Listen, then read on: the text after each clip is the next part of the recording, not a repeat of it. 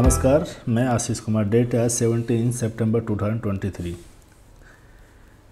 आज का जो हमारा लेक्चर है वो संविधान सभा और संविधान से जुड़ा हुआ है। ये संविधान सभा जिसने संविधान को तैयार किया, तो पहले हम ये पढ़ेंगे संविधान सभा क्या थी, फिर ये जान लेंगे हम संविधान सभा क्या थी, फिर इसने जो तैयार किया संविधान, इसके अंदर क्या क्या प्रावधान थे। तो ये जो संविधान की खूबियाँ है या फिर बोल लो आप विशेषताएँ हैं, इनके बारे में हम पढ़ेंगे। तो इसको लेकर दो हमारे लेक्चर आएंगे। फर्स्ट लेक्चर जो आज है हमारा, ये इसके ऊपर है संविधान सभा के ऊपर। सेकंड लेक्चर आएगा जो हमारा आएगा संविधान की विशेषताओं के ऊपर। और एक लेक्चर आएगा थर्ड, जिसके अंदर क्या होगा कि जो संविधान सभा और जो संविधान की विशेषताओं के से जुड़े हुए जो प्रीवियस ईयर में जो क्वेश्चंस पूछे गए हैं उनके प्रैक्टिस के ऊपर, और कुछ एडिशनल क्वेश्चंस होंगे जो अभी पूछे नहीं गए पर उनके आने की संभावना है। तो लेक्चर स्टार्ट करें उससे पहले मैं चाहूँगा आप कुछ क्वेश्चंस देख लो, ताकि आपके अंदर ये जो टॉपिक है इसकी इम्पोर्टेंस समझ में आ जाए कि कितना ये इम्पोर्टेंट है टॉपिक। क्योंकि वन डे एग्ज़ाम में यहाँ से क्वेश्चन आने ही होते हैं, आते ही हैं। ये देखो MTS 2019 में सवाल आया, ये संविधान सभा ने भारत के संविधान को कब स्वीकार किया।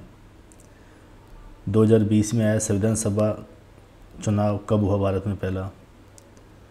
ये क्वेश्चन है प्रांतीय संविधान समिति की अध्यक्षता किसने करी है MTS 2019 में। प्रारूप समिति में कितने सदस्य थे, ये MTS 2019 में। देख लो MTS 2019 में इसी टॉपिक से कितने सारे क्वेश्चंस आए हैं। हर साल संविधान दिवस किस दिन मनाया जाता है, ये 2020 में CHSL में आया है। किसे भारतीय संविधान सभा का अंतरिम अध्यक्ष बनाया गया, ये कहाँ आया है, CPO में 2020 के अंदर। और स्वतंत्र भारत के प्रथम जो स्वास्थ्य मंत्री थे कौन थे। संवैधानिक सलाहकार किसे नियुक्त किया गया था, ये MTS 2019 में। तो मतलब ऐसा है कि यहाँ से क्वेश्चन तो आना ही एग्जाम में। अब आपके ऊपर आप इसको कितनी इंपॉर्टेंस देते हो। आपको मैं क्वेश्चंस दिखा दिया हूँ, तो आपके हिसाब से आप डिसाइड कर लेना कि ये टॉपिक कितना इंपॉर्टेंट रखता है। तो हम एक काम करते हैं, पहले संविधान और संविधान सभा के बारे में जान लेते हैं। देखो संविधान क्या है, एक दस्तावेज है जिसके अंदर नियम कानून लिखे हुए हैं किसी देश के अंदर शासन के चलने की व्यवस्था को लेकर। किन्होंने लिखे हैं वो, ग्रुप ऑफ पीपल, जिनको हमने क्या बोला है, संविधान सभा। कि इस बुक के अंदर जो नियम कानून लिखे हुए हैं उनको लिखने वाले जो लोग हैं उनको बोल दिया हमने संविधान सभा। अब इसको उल्टा बोल लो कि ग्रुप ऑफ पीपल या फिर लोगों का एक समूह था जिन्होंने अपने देश के अंदर किस प्रकार से शासन चलेगा उसका निर्धारण किया और कुछ नियम तैयार किए, उन नियमों को एक जगह कलेक्ट किया, तो उसको बोल दिया संविधान। तो नियमों का निर्धारण किया किन्होंने किया था, इस संविधान सभा ने। और इन नियमों को एक जगह इकट्ठा करके रख दिया, तो उसको क्या बोल दिया, संविधान। तो संविधान मौलिक नियमों का समूह है जो यह निर्धारित करता है कि किसी देश या राज्य को कैसे चलाया जाता है। बाकी सब छोड़ दो। तो संविधान क्या है, मौलिक नियमों का समूह जो किसी देश या राज्य को चलाने के नियमों का निर्धारण करता है। और इसको संविधान को तैयार करने वाली जो सभा होती है ना, उसी को बोलते हैं संविधान सभा। अब भारत के मामले में क्या है ना कि ये जो बुक है ना जो संविधान नामक, ये कैसी दिखती है, इस प्रकार की। और जो ग्रुप ऑफ पीपल है जो संविधान सभा के अंदर, वो किस प्रकार से नज़र आती है, वो ये है हमारे देश के मामले में। तो इस बुक को तैयार किन्होंने किया, इन लोगों ने इस बुक को तैयार किया। या फिर इसको ऐसे बोल लो कि हमारे देश का संविधान किन्होंने बनाया, संविधान सभा ने। तो इसका गठन कैसे हुआ ये हम पढ़ेंगे आज के लेक्चर के अंदर। और गठन हो जाने के बाद इसने संविधान बनाने के लिए जो समय लिया, 2 साल 11 महीने 18 दिन, कहीं कहीं पे ये 17 दिन भी हो सकता है। तो इतने दिनों में इन्होंने कैसे काम किया, कैसे कुछ घटनाएं घटित हुई, कैसे इन्होंने काम किया था, उनकी कार्यशैली को लेकर आज का लेक्चर हमारा उसके ऊपर रहेगा। तो इन्होंने संविधान तैयार किया, तो तब तक की जो इंसिडेंट है ना यहाँ तक का, तो यहाँ तक का आज का लेक्चर में हमारा कवर हो जाएगा। फिर नेक्स्ट लेक्चर में क्या करेंगे, ये जो बुक तैयार कर दी तो इस बुक के अंदर क्या क्या लिखे हैं, इसकी क्या खूबियाँ है, विशेषता है, वो पढ़ेंगे हम नेक्स्ट लेक्चर के अंदर। देखो ये संविधान सभा है, इसके अंदर इंपॉर्टेंट पर्सन है जो आज के लेक्चर में थोड़ा इंपॉर्टेंस रखते हैं, तो उनको मैंने आपके सामने अलग से रख दिया है। कुछ का नाम आपको पता होगा, कुछ का नहीं होगा, मैं बता देता हूँ। जैसे ये है गोपीनाथ बारदोलाई, ये है हमारे C राजागोपालाचार्य, ये जीवी मावलंकर, ये जेबी कृपलानी, ये हरेंद्र मुखर्जी, एवी ठक्कर साहब, ये बीएन राव, ये सरदार वल्लभ भाई पटेल, ये हमारे हैं बीआर अम्बेडकर साहब, ये जवाहरलाल नेहरू और ये डॉक्टर राजेंद्र प्रसाद। एमएन रॉय साहब थे हमारे देश में पहले व्यक्ति जिन्होंने 1934 में संविधान सभा का जो विचार है प्रस्तावित किया था। और इंडियन नेशनल कांग्रेस का 1936 में लखनऊ में अधिवेशन हुआ था जिसकी अध्यक्षता जवाहरलाल नेहरू कर रहे थे। उसमें इन्होंने संविधान सभा की आधिकारिक मांग उठाई। ये उस दौर की सबसे बड़ी पार्टी थी कांग्रेस। तो ये जो डिमांड करती थी ना ब्रिटिश गवर्नमेंट से, तो ब्रिटिश गवर्नमेंट को वो बातें सीरियस लेनी पड़ती थी। मानना नहीं मानना वो अलग बात है, पर ब्रिटिश गवर्नमेंट उन पर ध्यान देगी, विचार मतलब सोच विचार उस पर ज़रूर करेगी। ऐसा नहीं है कि दरकिनार कर देगी, उसको इग्नोर करेगी। इतना महत्व रखती थी ये पार्टी तब। पर उस वक्त ब्रिटिश गवर्नमेंट ने इसको खारिज कर दिया मांग को। और ये समय समय पर उठती रही मांग संविधान सभा की। और अंततः आता है 1940 1940 में आता है अगस्त ऑफर। 8 अगस्त को आता है ये, जिसको हिंदी में अगस्त प्रस्ताव बोलते हैं। उसमें क्या किया ब्रिटिश गवर्नमेंट ने, भारतीयों की जो मांग थी ना संविधान सभा के गठन की, उसको स्वीकार कर लिया था। चलो ये खुशखबरी थी भारतीयों के लिए कि अंततः ब्रिटिश गवर्नमेंट ने हमारी मांग को एक्सेप्ट कर लिया कि वो संविधान सभा बनाएंगी। क्यों चाह रहे थे ये लोग, भारत के लोग, ये संविधान सभा के गठन के लिए? क्योंकि इनकी इच्छा थी भाई ऐसा है कि अब हमारे देश के ऊपर रूल कर रहे हो, शासन कर रहे हो, और जिन नियमों के तहत आप यहाँ पे शासन कर रहे हो ना, उन नियमों को बना रहा है ब्रिटिश पार्लियामेंट। हमको ये सब नहीं पसंद है। हमारे देश के अंदर हमारे लोगों के ऊपर आप कानून जो चला रहे हो, जो शासन चला रहे हो, जो कानून के तहत जो शासन चल रहा है यहाँ, उनको निर्धारित हमारे देश के ही लोग करेंगे। तो उसके लिए हमको हमारे देश के लिए संविधान चाहिए। उस संविधान का निर्माण हमारे देश के लोग खुद करेंगे। उसके अकॉर्डिंग हमारे देश के ऊपर शासन होना चाहिए। तो संविधान सभा बने और वो संविधान सभा हमारे देश के लिए संविधान बनाए, हमारे देश के लोग ही बनाए उसे, कोई बाहरी हस्तक्षेप ना हो, फिर उस संविधान के अकॉर्डिंग हमारे ऊपर शासन हो। तो उसी चीज़ को लेकर फिर इन्होंने क्या हुआ, ब्रिटिश गवर्नमेंट ने अगस्त ऑफर के तहत इस मांग को स्वीकार कर लिया था 1940 में। 1940 में स्वीकार कर लिया था, पर संविधान सभा का गठन हुआ था 1946 में। इतना लेट क्यों? तो मैं थोड़ा सा इधर आपको बता देता हूँ ये कि 1939 से लेकर 1945 तक वर्ल्ड वार 2 चला था। और 1940 में इन्होंने अगस्त प्रस्ताव के तहत भारतीयों की जो संविधान सभा की जो मांग थी उसको स्वीकार किया। पर इसको गठित होने में 6 साल लग गए। 1946 में जाके संविधान सभा का गठन हुआ। ठीक है, क्यों हुआ था उसकी वजह ये आपको यहाँ पे दिख रहा होगा।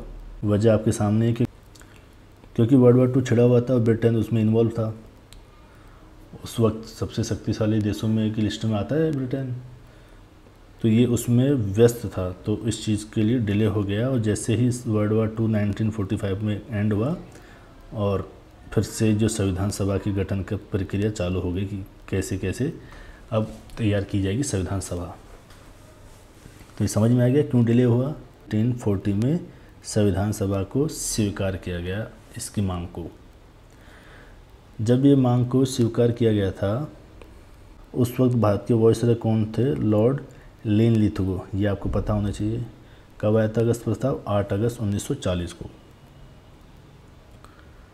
अब देखो वर्ल्ड वार 2 स्टार्ट कब हुआ था? 1 सितंबर 1939 से 2 सितंबर 1945 तक चला था वर्ल्ड वार 2। अभी जो एंड हो गया ना, उसके बाद क्या हुआ? एंड हुआ 1945 में और उसके बाद 1946 में हमारी संविधान सभा का गठन हुआ। तो 1945 में वर्ल्ड वार 2 फिनिश हुआ। इंग्लैंड में किस प्रकार की चीज़ें बदली है और फिर उसके बाद भारत में संविधान सभा का गठन हुआ, वो हम अब पढ़ेंगे। देखो वर्ल्ड वार 2 ख़त्म हुआ, इंग्लैंड में लेबर पार्टी की सरकार बनी और यहाँ के पीएम बने क्लीमेंट एटली साहब। इस नई सरकार जो थी ना लेबर पार्टी, इसका इंडिया को लेकर जो रवैया था थोड़ा उदार था इनका कंजर्वेटिव पार्टी की तुलना में। तो इन्होंने क्या किया, भारत संबंधी जो अपनी नीति की घोषणा की तथा एक संविधान निर्माण करने वाली समिति बनाने का इन्होंने निर्णय लिया। तो इन्होंने कहा कि भाई ऐसा है कि हमको जल्द से जल्द भारत को सत्ता का ट्रांसफ़र करना है भारत के लोगों को। तो उसके लिए हमें जो भारत देश के अंदर उन उपायों और संभावनाओं को खोजना है जिससे शांतिपूर्ण तरीके से जो पावर है, सत्ता है, उसका ट्रांसफ़र हो सके। तो इसका निर्धारण करने के लिए जो क्लीमेंट एटली थे ना, इसका जो कैबिनेट था, उस कैबिनेट से 3 लोगों को चुना और उनको भारत भेज दिया कि आप भारत जाओ और वहाँ पर उन संभावनाओं को तलाशो जो भारत को शांतिपूर्ण तरीके से पावर को ट्रांसफ़र कर पाए हम। तो ये 3 लोग जो भारत आए ना, कहाँ से आए थे? ये पीएम क्लीमेंट एटली के जो कैबिनेट था ना, उससे। तो इसलिए इसको क्या बोले थे हम?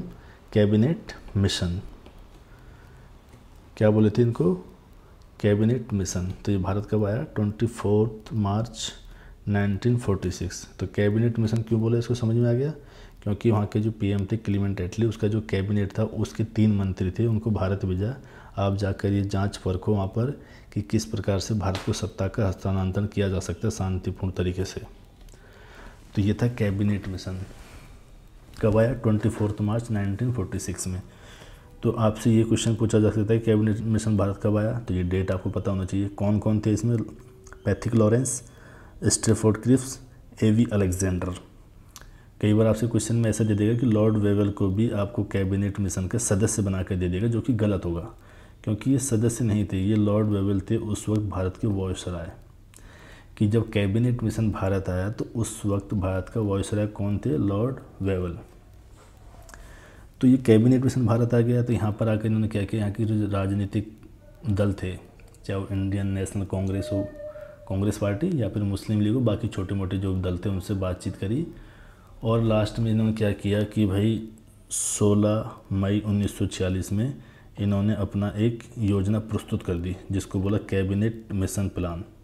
इसमें बहुत से प्रावधान थे, पर हमारा आज का लेक्चर संविधान सभा के ऊपर है, तो इस प्लान के अंदर जो संविधान सभा से जुड़े जो प्रावधान थे उनका ही हम आज जिक्र करेंगे।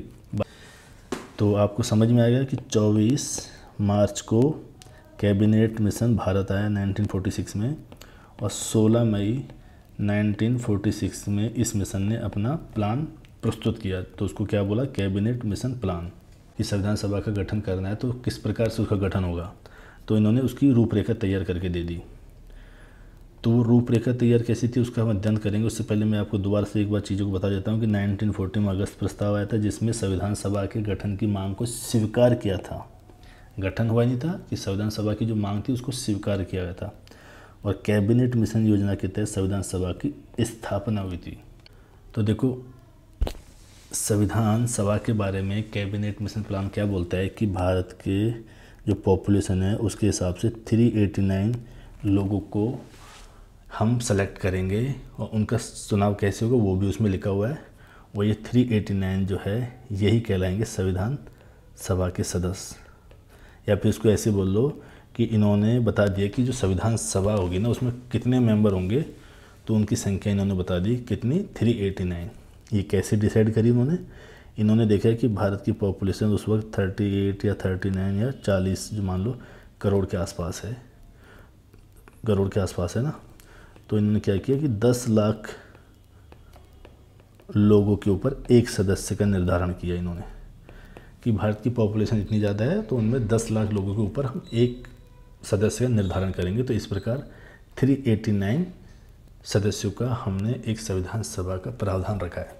ठीक है, अब देखो ये 389 जो सीटें हैं ना, इसमें से भी इनका डिस्ट्रीब्यूशन इस प्रकार कर दिया कि 296 और 93। 296 क्या है? ब्रिटिश भारत प्रांत, ब्रिटिश भारतीय प्रांत, और 93 क्या है? रियासतें, देसी रियासतें थे ना वहाँ से। अब ये 296 थे ना, इनका तो होगा चुनाव, इनका चुनाव होगा अप्रत्यक्ष रूप से, इनका चुनाव होगा, वोट पड़ेंगे। पर ये 93 है ना, ये देसी जो रियासतें हैं इनके जो हेड है, वहाँ का किंग मान लो या फिर निजाम मान लो, वो अपने मनमाने तरीके से जो इसको पसंद लगे उसको संविधान सभा के अंदर अपना भेजेगा प्रतिनिधित्व। तो ये 296 सीटों पर तो इलेक्शन होने वाला है और 93 पे कोई इलेक्शन नहीं होने वाला। वो रियासतों के हेड है, वो अपने हिसाब से डिसाइड कर किसी एक को भेज देगा इसके अंदर। थोड़ा सा आपको पूरा फोकस रखना है। मैं अब आगे जो कुछ बताने जा रहा हूँ ना वो थोड़ा क्योंकि कॉम्प्लिकेटेड है, तो आपको थोड़ा सा कंसंट्रेशन रखना है। ये 296 सीटें थी ना, ये मान लो कि आज के भारत है, उसके अंदर कई स्टेट वगैरह है। तो मैं मान के चल रहा हूँ राजस्थान एक स्टेट है जिसके अंदर 296 में से 10 सीटें बट में आई है। कैसे बट में आई, किस प्रकार से डिसाइड किया है? पॉपुलेशन। राजस्थान की आ गई 10 सीटें। अब राजस्थान की 10 सीटें आ गई ना, तो इसमें से क्या करना है कि जो 10 सीटें है, इन 10 सीटों को भी राजस्थान में कितने मुसलमान हैं, कितने सिख है, और इन मुसलमान सिख के अलावा जो बाकी बच गए वो उनके अनुपात में बांट देना है। मुसलमान, मुस्लिम, सिख और अदर, इनके अनुपात में बांट देना है। मान लो कि 10 सीटों को हमने बांट दिए, यहाँ पर 2 सिख कम्युनिटी की इकाई, बाकी जो बच गए वो 7। इसमें अदर में हिंदू, जैन, बौद्ध, पारसी सब इसमें आ जाते हैं ना। अब राजस्थान जो है ये इसकी विधानसभा है अपने आप में। इसकी जो विधानसभा की जो सदस्य जिनको हम विधायक या एमएलए बोलते हैं, इन एमएलओ में जो मुस्लिम कम्युनिटी से बिलोंग करते हैं वो सदस्य जो मुस्लिम लोगों के लिए जो रिजर्व जो सीट बट में ये 2 सीट, इनका चुनाव ये करेंगे। मतलब इन 2 सीटों के लिए हो सकता है कि 10 मुसलमान खड़े हो जाए, पर सीट तो इनकी 2 ही है। तो इन 10 में से ये 2 का चुनाव कैसे होगा? ये मुस्लिम विधायक है ना यहाँ पर, ये चुनाएंगे इनको। इसी प्रकार ये जो एमएलए हैं, इनमें से सिख कम्युनिटी के कितने एमएलए हैं ये डिसाइड करेंगे इस एक सीट का, सिख की जो एक सीट बट में आई उसका। इस एक सीट के लिए हो सकता है कि 12 लोग खड़े हो गए सिख समुदाय से, या 6 हो गए, 5 हो गए, कितने भी है, पर उनमें से कौन जाएगा इस सीट पर दावेदारी के लिए, तो ये सिख कम्युनिटी की जो एमएलए ना ये उनको डिसाइड करेंगे। बाकी जो 7 सीटें ये है, इन पे हो सकता है कि 70 लोग खड़े हो गए, पर उनमें से कौन जाएगा, तो वही जो एमएलए है ना, मुस्लिम सिख को छोड़कर बाकी जो एमएलए बच गए राजस्थान की विधानसभा के अंदर, वो लोग डिसाइड करेंगे इन 7 का। आपको नहीं आया समझ में तो कोई दिक्कत नहीं है, बस बता दिया मैंने।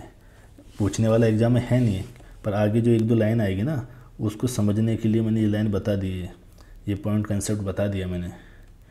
जैसे ये तो ये रहा प्रत्येक ब्रिटिश प्रांत को, ये 296 क्या थी, भारतीय ब्रिटिश प्रांत को 3 प्रमुख समुदायों, देखो मुस्लिम, सिख और सामान्य के बीच तय की गई थी। फिर क्या था कि प्रत्येक समुदाय के प्रतिनिधियों को, जैसे मुस्लिम की 2 सीट थी राजस्थान से, तो उनको प्रांतीय विधानसभा, राजस्थान की जो विधानसभा है जिसके एमएलए हैं, कि जो उस समुदाय की इस जो एमएलए थे, इनमें से जो मुस्लिम समुदाय के लोग हैं उनके द्वारा चुने जाएंगे। ये मुस्लिम समुदाय के लोगों के द्वारा ये मुस्लिम की 2 सीट है, इनको कैसे चुना जाएगा? एकल हस्तांतरणीय वोट के माध्यम से, आनुपातिक प्रतिनिधित्व विधि के।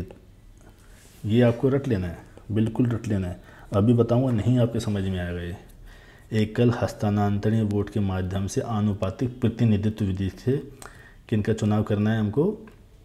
ये जो अपने अपने समुदाय के लोगों का, ठीक है। और रियासतों को तो कैसा था, उनके प्रमुख उनको नामित करके भेजेंगे। तो इस प्रकार से डिसाइड हो गया था कैसे कैसे संविधान सभा के लोगों का चुनाव होगा। चलो अब चुनाव भी हो गया, वोट पड़ गए, चुनाव भी हो गया। अब देखो क्या होता है ना कि जो सीटें थी उनके ऊपर कांग्रेस ने अपने दावेदार चेहरे रखे, मुस्लिम लीग ने अपने रखे, बाकी जो पार्टी तो उन्होंने अपने रखे। तो ये 296 थी, इनमें से 208 तो आ गए इंडियन नेशनल कांग्रेस के पास, 73 आ गए मुस्लिम लीग के पास। अब क्या होता है ना कि मुस्लिम लीग को ये चीज़ खटक जाती है अंदर कि नहीं यार हमको रहना ही नहीं है। उसके हालांकि पहले से मन में था कि एक अलग से पाकिस्तान मुल्क बनाना है और उसके लिए संविधान सभा होगी अलग, हमको इनके साथ नहीं रहना है। पर उनकी मांग को हर बार जो ब्रिटिश गवर्नमेंट थी वो नकारती गई। और फिर अंत में जब ऐसे क्षण आ गया ना कि भैया तो संविधान बनने वाला है इस देश के लिए, जब संविधान बन जाएगा तो ये मुस्लिम लीग इसके अंदर ही समा जाएगी, फिर इसके लिए और मुश्किल हो जाएगा। अपना एक अलग मुल्क बनाने की जो एक विचार है ना वो दफन हो जाएगा यहीं पे। तो इसने क्या किया कि जो संविधान सभा का गठन हो गया तो इसने अपने आप को इससे हटा लिया कि मैं नहीं मानता तुम्हारे इस तरह के जो बनाए नहीं तरीके, चुनाव कर लिए ऐसा वैसा, मैं नहीं मानता, मुझे इसमें शामिल नहीं होना। अब आप बोलोगे ब्रिटिश गवर्नमेंट बोल देती नहीं होना, ठीक है भाई जाओ तुम बाढ़ में जाओ, हमको तुमसे कोई लेना देना नहीं है। ऐसे भी नहीं कर सकते थे क्योंकि 73 सीटें आई थी ना मुस्लिम की, ये 90% जो मुसलमानों की पॉपुलेशन थी उनको रिप्रेजेंट करती थी ये, तो इसको ऐसे दरकिनार नहीं कर सकते थे। इनकी जो मनमुटाव थे उसको सुननी ही पड़ेगी ब्रिटिश गवर्नमेंट को और इंडियन नेशनल कांग्रेस को, तो इनकी बातों को तवज्जो देनी ही पड़ेगी। तो ऐसा क्या हुआ, फिर मुस्लिम लीग थी, इन्होंने क्या किया कि भाई हम इसका बहिष्कार करते हैं, ऐसे कोई संविधान सभा का हम नहीं मानते इसे। और संविधान सभा का इलेक्शन कब हुआ ये आपको बता देता हूँ कि जुलाई 1946 में। तो इस संविधान सभा में से कुछ लोगों को चुना गया, इस संविधान सभा में से भी, और उनको क्या बना दिया, इंटरिम गवर्नमेंट, जिसको हम बोलते हैं अंतरिम सरकार। ये होती क्या है ना, अंतरिम सरकार ऐसा होता है कि जो स्थायी सरकार आती है उससे पहले कुछ समय के लिए अस्थायी सरकार जो रहती है उसको बोलते हैं इंटरिम गवर्नमेंट। तो संविधान सभा के लोगों से ही चुनकर इनको बनाया गया था। तो ये जो इंटरिम गवर्नमेंट थी इसमें मुस्लिम लीग भी थी और इंडियन नेशनल कांग्रेस और बाकी भी दल थे इसमें शामिल। पर मुस्लिम लीग तो बार बार इसमें व्यवधान पैदा कर रही थी, पर इन्होंने क्या किया, इसको इग्नोर करना चालू कर दिया कुछ हद तक मुस्लिम लीग को। तो इसने क्या किया कि सीधा एक्शन लेना चालू कर दिया और दंगे फसाद चालू कर दिए इसने देश के अंदर। सितंबर 2, 1946 में इंटरिम गवर्नमेंट का गठन हो गया था। ये आपको क्रोनोलॉजी समझ में आनी चाहिए। पर संविधान सभा के अंदर भी मुस्लिम लीग थी, इंटरिम गवर्नमेंट के अंदर भी मुस्लिम लीग शामिल थी, पर वो काम करने आ ही नहीं रही थी, वो उसमें पार्टिसिपेट नहीं कर रही थी, बल्कि उसके बीच में व्यवधान पैदा करने का काम कर रही थी। समय बीतता गया, दिसंबर 1946 आ गया और संविधान सभा जो थी उसने अपना काम चालू कर दिया। दिसंबर 1946 में संविधान सभा ने अपना काम चालू कर दिया और जो ये संविधान सभा थी इसके दो काम सौंप दिए इसको, एक तो विधायिका के लिए, मतलब एक तो विधायिका बना दिए इसको, विधायिका के तौर पे काम करेगी, और दूसरा ये संविधान सभा का काम करेगी। ठीक है, तो जब ये विधायिका के तौर पर काम करेगी तो इसकी अध्यक्ष कौन होगी, तब इसके अध्यक्ष होंगे JB मावलंकर साहब। जब ये संविधान सभा के तौर पर काम करेगी तब इसके अध्यक्ष कौन होंगे, डॉक्टर राजेंद्र प्रसाद। ठीक है, ये आपको समझ में आना चाहिए, क्योंकि संविधान सभा जो थी ना, क्योंकि अब अंग्रेज यहाँ से जाने वाले हैं, उन्होंने सत्ता को हस्तांतरण करना चालू कर दिया, ट्रांसफ़र करना चालू कर दिया धीरे धीरे धीरे। तो ऐसा है कि भाई तुम अपना संविधान बनाते रहो, तब तक के लिए इंटरिम गवर्नमेंट तुम्हारी बना दी गई है, वो गवर्नमेंट यहाँ पे एग्जीक्यूट करेगी उन नियमों को, पर नियम कौन बनाएगी, संविधान सभा। तो वो विधायिका के तौर पर काम करेगी और ये संविधान का निर्माण करेगी, तब संविधान सभा के तौर पर काम करेगी। तब अध्यक्ष होंगे डॉक्टर राजेंद्र प्रसाद और विधायिका के तौर पे काम करेगी तब JB मावलंकर इसके अध्यक्ष होंगे। ये दिसंबर 1946 की बात थी और चलता गया 1947, 15 अगस्त को देश आज़ाद होता है।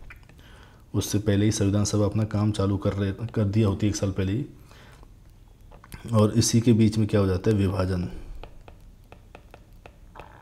संविधान सभा का गठन हो जाता है 1946 में और 15 अगस्त 1947 को देश आज़ाद होता है, और उसी के बीच में होता है विभाजन। और कि जो मुस्लिम लीग थी जो पहले संविधान सभा में शामिल थी, पर वो काम में आड़े आ रही थी, बार बार वो काम करना नहीं चाह रही थी, पर शामिल तो थी, उसके मेंबर जीत के आए थे, तो वो हो गई अब एकदम अलग थलग। अब बच गई यहाँ पे इंडियन नेशनल कांग्रेस। तो अब ये अपना आराम से काम करेगी। तो फिर से अब क्या होगा, क्योंकि विभाजन हो गया, मुस्लिम लीग यहाँ से चली गई। समझो कि जब 2 मुल्क बन गए, हिंदुस्तान और पाकिस्तान, तो क्या हुआ कि क्षेत्र बट गए, पाकिस्तान के अलग और हिंदुस्तान के लिए अलग। तो जो संविधान सभा की जो 389 करके कैपेसिटी थी ना ये सदस्यों की, तो ये घटकर 299 रह गई, क्योंकि मुस्लिम लीग तो चली गई। इसके कुछ सदस्य जो यहाँ रह गए सो रह गए, वो तो संविधान सभा में जुड़ गए, पर जो उनके साथ जाने थे वो चले गए। कि पहले कितनी थी 389, अब कितनी होगी 299, क्योंकि पार्टीशन हो गया अब देश का, मुस्लिम लीग चले गए यहाँ से। पहले 93 देसी रियासतों से थे, अब कितने हैं 70।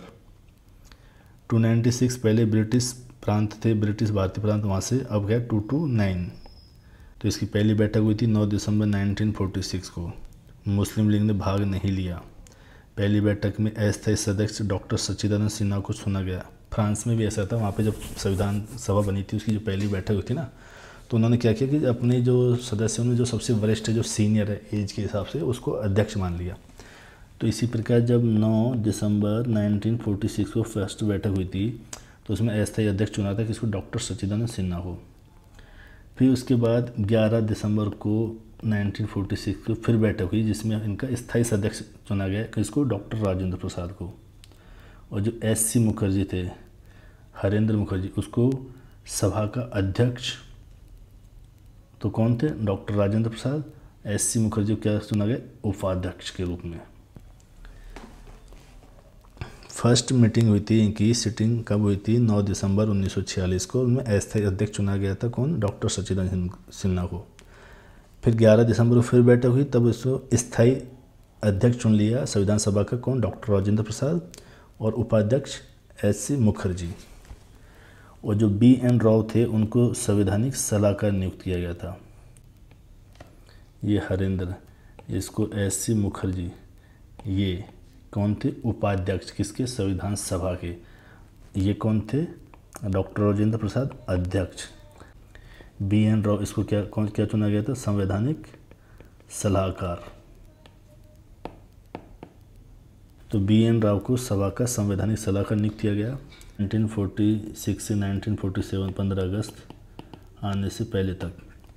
बीच में आता है माउंटबेटन योजना। ऐसा है कि अब 2 मुल्क बनाने ही पड़ेंगे, वरना ये जो मुस्लिम लीग बीच बीच में संविधान सभा के काम में बाधा डाल रही है ना, ये ऐसे ही करती रहेगी और कुछ इससे हासिल होने वाला है नहीं है। और इन्होंने इतने दंगे फसाद कर दिए ना, तो कांग्रेस ने भी इस बात को मान लिया कि ठीक है अब देश का विभाजन होना ही चाहिए, होना। तो ये माउंटबेटन योजना आती है जून 1947 में।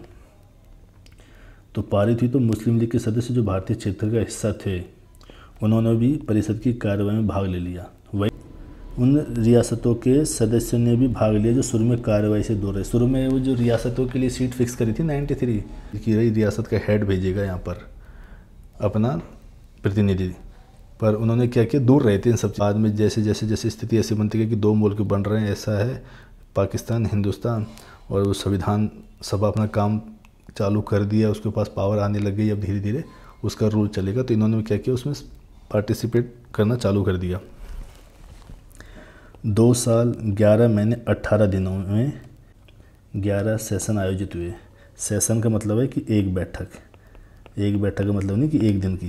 जैसे आज कितनी तारीख है, 17 सितंबर है, आज हमने विचार विमर्श करना चालू किया और हम 23 सितंबर तक हमने विचार विमर्श किया, तो इसको बोलेंगे एक बैठक। तो इस प्रकार टोटल 11 सत्र मतलब 11 सेशन हुए, और वो टोटल सेशन 2 साल 11 महीने 18 दिनों के अंदर आयोजित किए गए थे।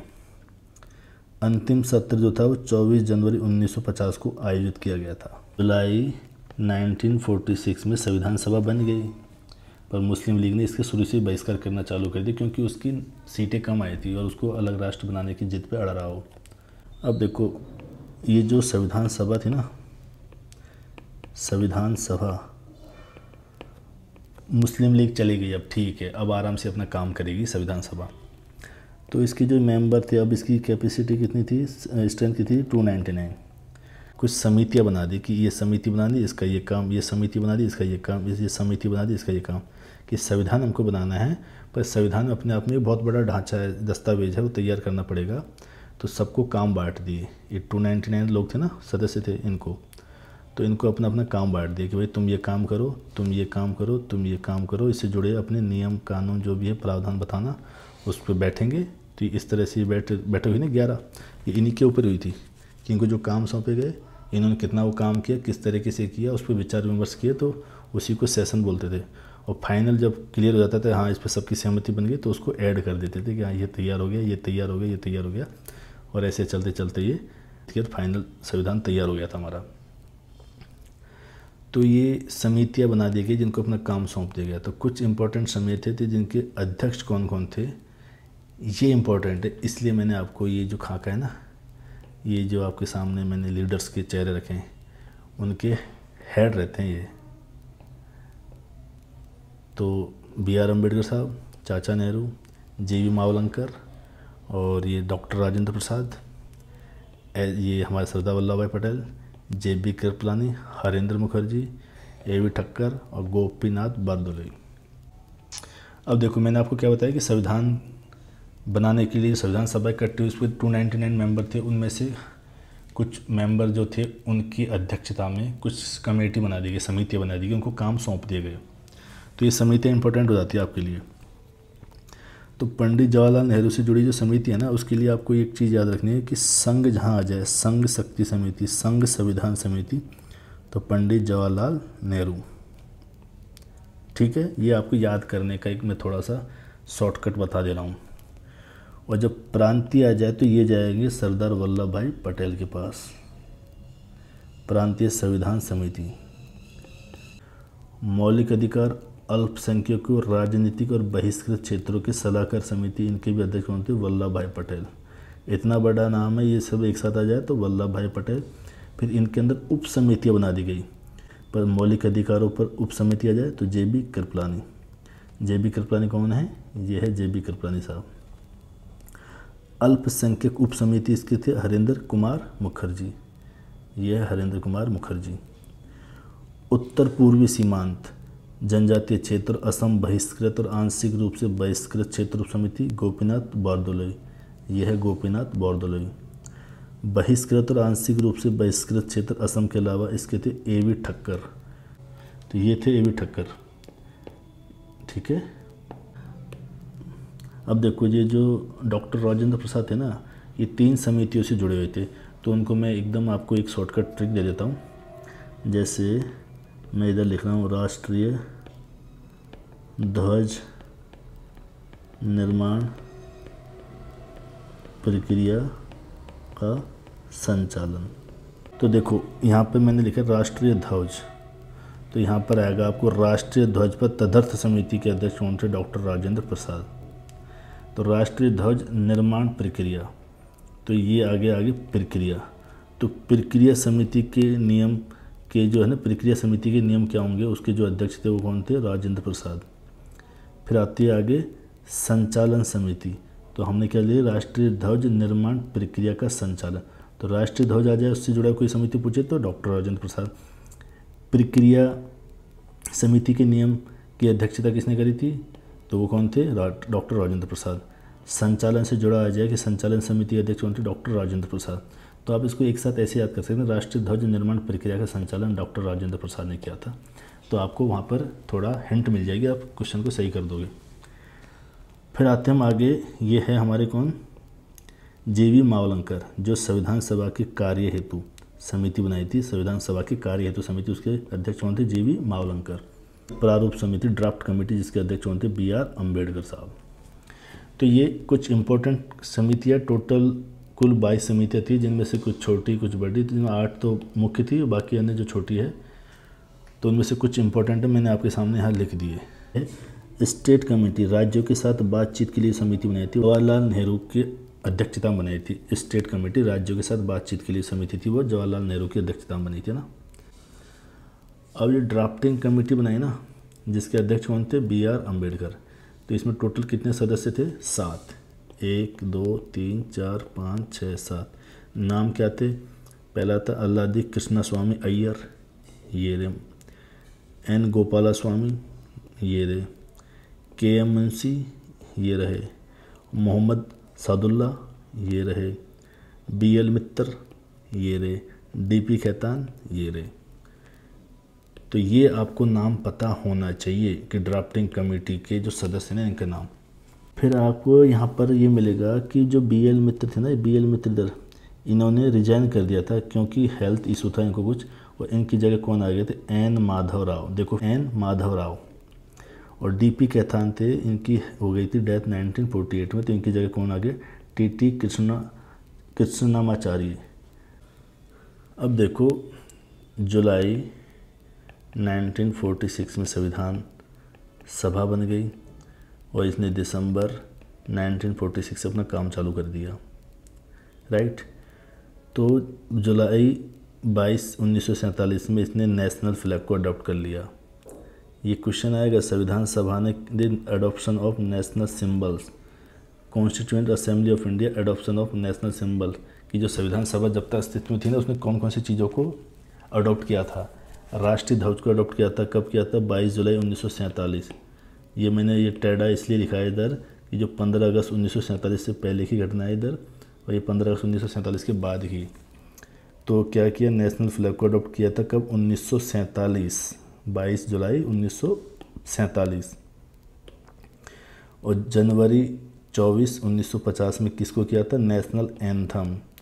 और 24 जनवरी 1950 को क्या किया था? National song. ये लास्ट सेशन था, लास्ट बैठक थी संविधान सभा की, उस दिन इन्होंने क्या किया था? नेशनल एंथम, नेशनल सॉन्ग को अडॉप्ट किया था।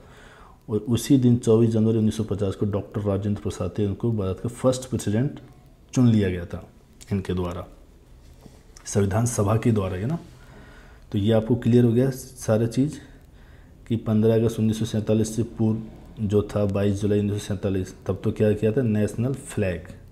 मैं इधर बना देता हूँ ताकि आपको थोड़ा दिमाग में छप जाए फ्लैग।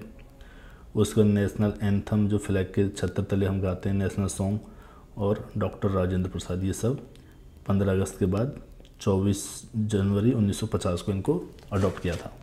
अब मैं थोड़ा सा क्रोनोलॉजी आपको फिर से बता देता हूँ जो आप अभी तक पढ़े। एम एन रॉय साहब थे, इन्होंने 1934 में जो विचार प्रपोज किया था संविधान सभा का।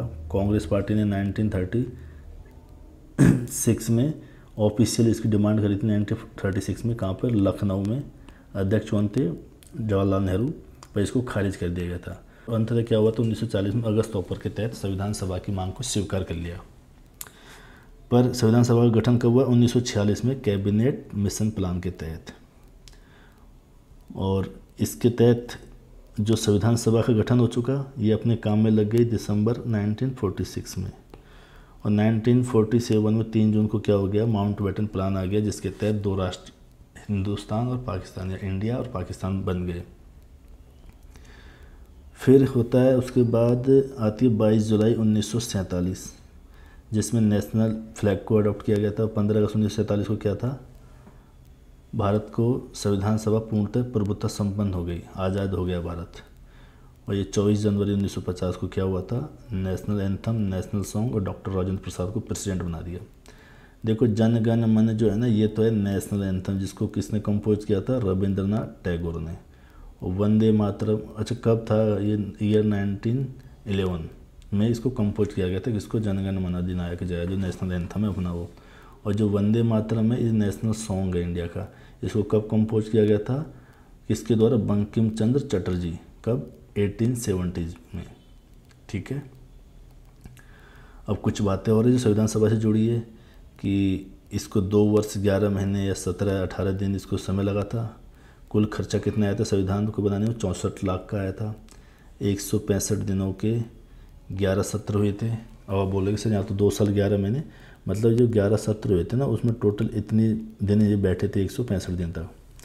और लास्ट में जो इन्होंने संविधान बना दिया, उसके अंदर टोटल 22 भाग थे, पार्ट थे, 395 लेख मतलब आर्टिकल या अनुच्छेद थे, और 8 अनुसूचियाँ थी। और अंतिम सत्र था इसका 14 से 26 नवंबर 1949 के दौरान आयोजित किया।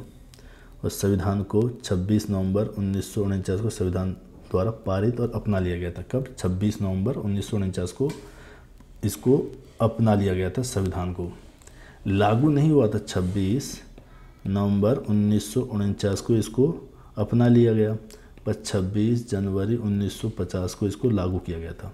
24 जनवरी 1950 को माननीय सदस्यों ने संविधान पर हस्ताक्षर किए। 26 जनवरी 1950 को संविधान लागू हुआ, जिसे गणतंत्र दिवस के रूप में मनाया जाता है। 15 अगस्त को स्वतंत्रता दिवस के रूप में मनाया जाता है, याद रखना आप ना। भारतीय संविधान 26 जनवरी 1950 को लागू हुआ। उसी दिन संविधान सभा का अस्तित्व समाप्त हो गया। संविधान सभा का अस्तित्व कब हो गया समाप्त? 26 जनवरी 1950 को, जैसे ही संविधान लागू होते ही। और 1952 में इलेक्शन हुए, नई संसद के गठन तक खुद को भारत की अंतरिम संसद में बदल दिया। 26 जनवरी 1950 को संविधान लागू हो गया। और 1951-52 में इलेक्शन हुए, तब तक के लिए ये अंतरिम संसद के तौर पर संविधान सभा ने काम किया था कि भाई इलेक्शन हो जाएंगे तब लोग चुन के आएंगे वो संविधान के अकॉर्डिंग, तो वो होंगे सांसद संसद के अंदर। तो तब तक तो हमको ही रहना पड़ेगा, किसी को तो रहना पड़ेगा, तो वही तब तक के लिए संसद में बदल गई थी वो संविधान सभा। अब आप इन क्वेश्चन पे आइए, कुछ को अभी करेंगे, कुछ को नेक्स्ट लेक्चर के बाद कर पाएंगे हम। संविधान सभा ने, ये तो आपको क्लियर है संविधान सभा क्या थी, भारत के संविधान को कब स्वीकार किया था। स्वीकार, इधर देखो अडॉप्ट, तो 26 नवंबर 1949, ठीक है। इम्प्लीमेंट, इसको लागू कब किया गया था, 26 जनवरी 1950। तो 26 नवंबर 1949, the constitution of India is the supreme law of India. Bharat का जो सर्वोच्च जो कानून है ना, वो भारत का संविधान है अपने आप में, वही कानून है, सुप्रीम कानून है भारत का। It was adopted by the constituent assembly of India on 26 November 1949 and became effective on 26 जनवरी 1950। अब आइए नेक्स्ट क्वेश्चन के ऊपर। भारत में पहला संविधान सभा चुनाव कब हुआ था, अब बताइए आप पढ़ के आए हो, कब हुआ इसका चुनाव। मिशन, कैबिनेट मिशन भारत कब आया था, 24 मार्च 1946। इसने अपना कैबिनेट मिशन ने अपना प्लान कब जारी किया गया था, तो उसको क्या बोला, कैबिनेट मिशन प्लान, इसको कब किया गया था, 16 मई 1946। और जुलाई 1946 में इलेक्शन हुआ था किसका, संविधान सभा के लिए सदस्यों का। तो संविधान सभा का चुनाव कब हुआ था, 1946 में। तो the first constituent assembly election was held in 1946 in India. प्रांतीय संविधान समिति, प्रोविंशियल कॉन्स्टिट्यूएंट कमेटी की अध्यक्षता किसने की थी, बताओ। मैंने क्या बोला था, संघ आ जाए तो वो जाएगा पंडित जवाहरलाल नेहरू, और अगर प्रांत आ जाए तो वो जाएगा सरदार वल्लभ भाई पटेल हो। तो यहाँ पर क्या है, प्रांतीय संविधान समिति का तो किसने करी, सरदार वल्लभ भाई पटेल ने। चलो नेक्स्ट क्वेश्चन करिए। भारतीय संविधान की जो प्रारूप समिति थी, ड्राफ्टिंग कमेटी, कितने सदस्य थे, आप मुझे ये बताइए। टोटल मेंबर कितने थे, दूसरे बताइए उसको हेड किसने किया था। तो टोटल मेंबर थे 7, हेड किसने किया था, BR अम्बेडकर साहब ने। में हर साल संविधान दिवस किस दिन मनाया जाता है, अब ये बताओ। देखो संविधान दिवस उस दिन मनाया जाता है जिस दिन संविधान को अडॉप्ट कर लिया था ना। तो अडॉप्ट कब किया गया था, अडॉप्ट मतलब स्वीकार, तो अडॉप्ट कब किया गया था, 26 नवंबर को। तो संविधान दिवस कब मनाया जाता है, 26 नवंबर को। The adoption of the constitution of India on 26 November 1949, the constituent assembly of India adopted the constitution of India and it's came into effect on 26 जनवरी 1950। तो इसी डे को हम क्या बनाते हैं, कॉन्स्टिट्यूशन डे, 26 नवंबर को। अब बताइए कि जो 1946 में निम्नलिखित में से किसी भारतीय संविधान सभा का अंतरिम अध्यक्ष, अब आपको अगर ये समझ में आ गया होगा इंटरिम का मतलब, तो अब इसका आंसर दे दोगे कि इंटरिम का मतलब क्या होता है, अस्थायी। तो इंटरिम प्रेसिडेंट का मतलब यही है कि जो अस्थायी अध्यक्ष बोल सकते हैं आप। तो किसको चुना गया था, सच्चिदानंद सिन्हा को, क्योंकि ये सीनियर थे। ये कब बैठक हुई थी, 9 दिसंबर 1946। फिर उसके बाद 11 दिसंबर 1946 को फिर बैठक हुई इसकी, तब इसका स्थायी अध्यक्ष बना दिया किसको, डॉक्टर राजेंद्र प्रसाद को। Constituent assembly during 1946 by doctor Sachchidanand Sinha. He was from Arrah, Bihar के आरा डिस्ट्रिक्ट से थे। He was by professional a lawyer. Doctor Rajendra Prasad was elected the permanent president of the Constituent Assembly 2 days later on December 11, 1946। कौन थे ये अभी आप छोड़ दीजिए, अभी नेक्स्ट लेक्चर जो होगा उसके अंदर आप इसको कर पाओगे, अभी आप पढ़ाया नहीं हुई। और बातें आगे, हाँ, भारतीय संविधान तैयार करने के दौरान 1946 में सभा का जो गठन हुआ था, उसका संवैधानिक सलाहकार किसको चुना गया था, BN राव को, ये मैं आपको बता दिया हूँ। अब देखो मैंने सारा लेक्चर जितना हो सकता है उतना अच्छे से मैंने आपको पढ़ाने की कोशिश करी है, समझाने की कोशिश करी, जितना सरल वे में बता सकता हूँ उतना। और मैं इसकी PDF फाइल आपको प्रोवाइड करा दूँगा टेलीग्राम पर। तो thank you so much for watching this video. मिलते हैं नेक्स्ट लेक्चर के अंदर।